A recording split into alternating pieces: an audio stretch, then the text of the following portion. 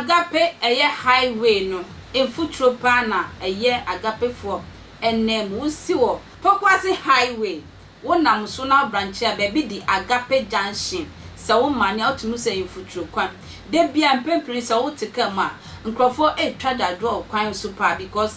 ayi abemu penifo bia ba wo mu mfi eye sa kwan we ebi se matra 20 years kwan ya da ho sa aban fiye ende wo mbe ye gota to na so ma be fele so kakra na so mo ja kakra na nsu ato asen na chese agapefo wo mu sie pinipa na enche bia e ba beto abanti ye hu se enkrofo bi anasa abemu penifo bi e de materials do so ba egusu a chese ahoden so ne ani breso wo mu gusu o mo ye kwan gidigidi enti eye attention tv for ye pin ben sa nkrofo ni o mu didi nkomo se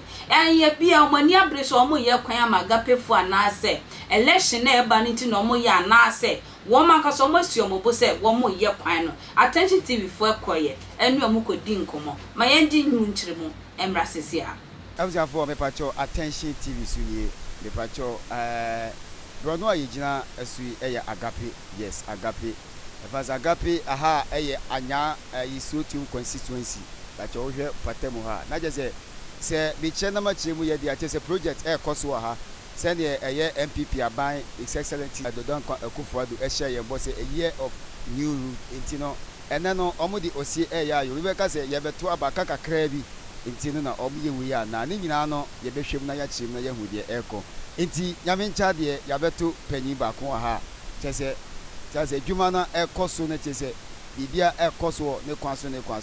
enti opanyi kase bi wa o da tampacho twipini ye kakra aha ya attention tv be pacho me di very my water me so do bodi na for my audio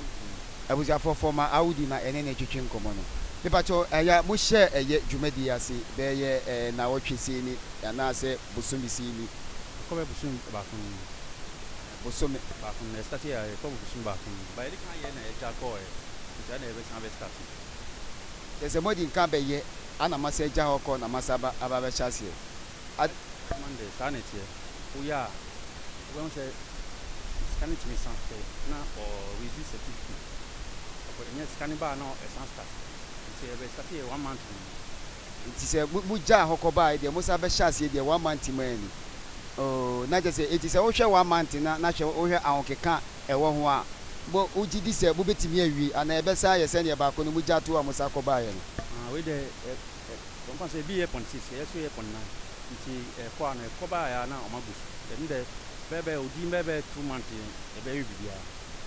as a wo hwe Ghana fo ne agape manfo eye anya so team constituency fo gina bo se 2 months pepe de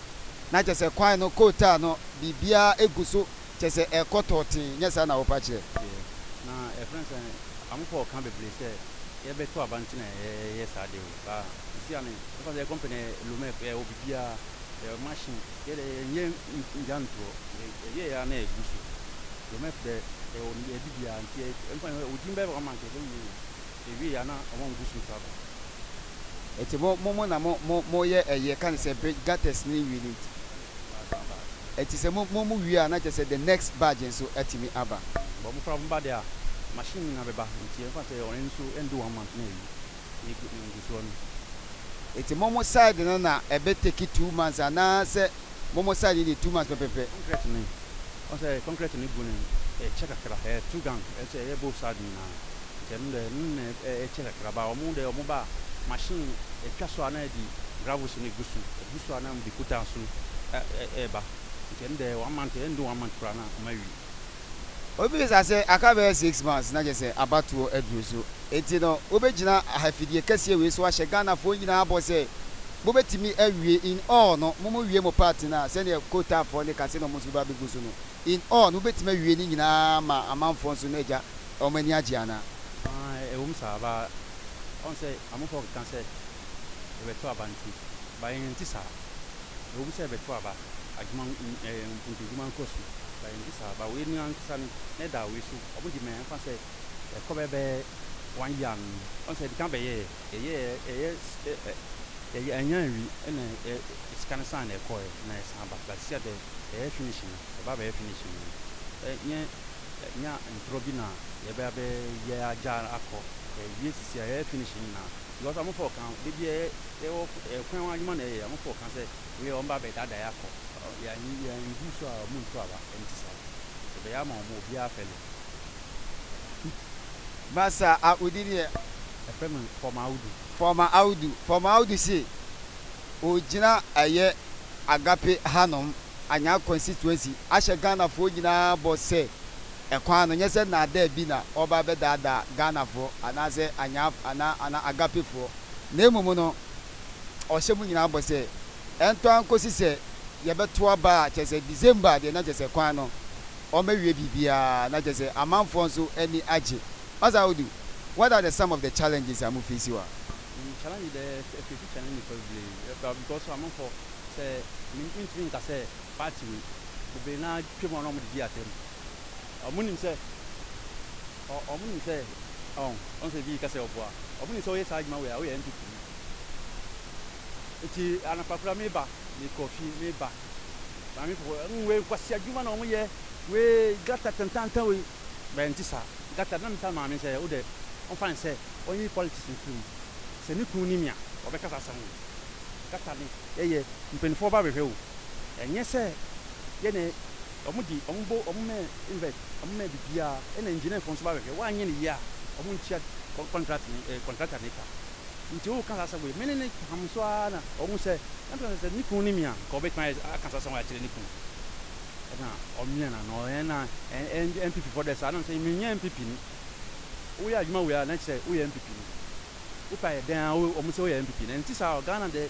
bibia we me gina ma we wo Ghana me ye madwuma me nye se de me ye aban foforo be ba o be ka say company we nya e benya adwuma na me suma nya bia ye e na me ye me gina me ye NPP ni NDC ni adwuma na me ye obo twema na mo di atem bi kura twema ko se adwuma na mo ye mo fam kwasi asuri o mo e beto aba na mo ye sa mo bebe ye sa we o mo be dada yakọ afiwe mo anya ye nto aba na so mi de question ni kasa mo mo bia nkasa o de ye adwuma na enko enu we ade ya face wa no Aja udi do asene onso okasa pa adenze the way o manya si aye hot ni de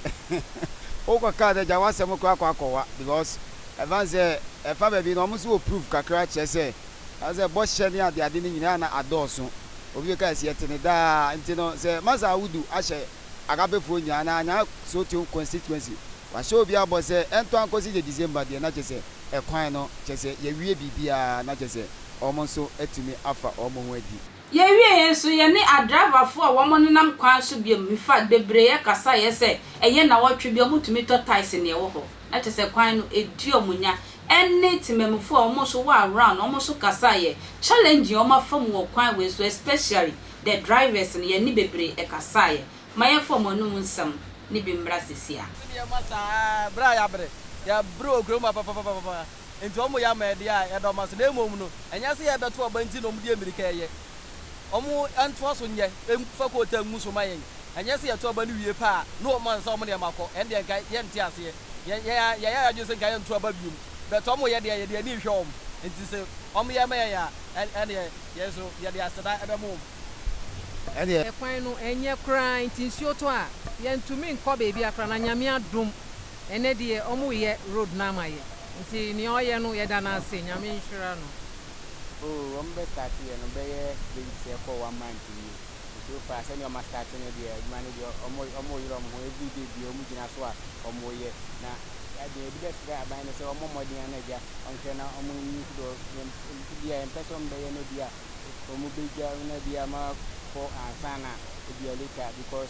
ekwan we a higher power because ekwan we no ensuo tokra driver for enye adwuma omopon because of say okokakra kana antom na mu abekọ pembo ampembo a kese enema evidence na du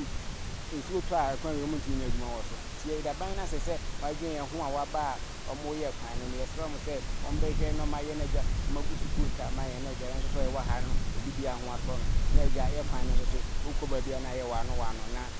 oh omo start ye na de bia omo gina mu saa de bia omo ba de bia omo so omo be start ye de omo abasa ai na krom gusu a omo ye adwuma omo twemu a omo ye adwuma wo so omo mu ko ikra mu be hu se omo gusu omo so omo ye akafan no o se omo beto aso mo mleki enya ntunu dia ne se de bia mo ba kosi se aba from le bedu dia ne bedu okra ne kon mo gusu ko ta ayi bibia ni se ya dia mo de se ne mo kan se omo ya ko so mbe kon no yi se ya dia mo be ba ne sa omo be di so sa dia ene kon no mbe ya wi kan sa ne ato aba o ha fo ne de se ne musu fa musu e wo mo kwan no ne de se kon we so nya o ma anya nwe dia nya sure se ba lot box no be tin dia ba be si ya because anya di obi abekwa akoto because many say idea no me to me say na any me because baby I me won na me dey me normally me kan ho asem say ho no ma me ye ho dia ma me say baby I me won na me kan ho asem ndi no so ma me ye dia say me say me dura ba to me no me ha me ho kra ne ma kwa ko ba so mu ti me ye na mu yi bi anje say me so ma boa me because the moment on be ha na the ma ha so wa bi the ma yi aduma say me yan futu bo no ne ade ni nyina so beti the ma futu ni nyina ko afi we de kwan no me sure say ye Dakota so say ya ekwe ntwa makra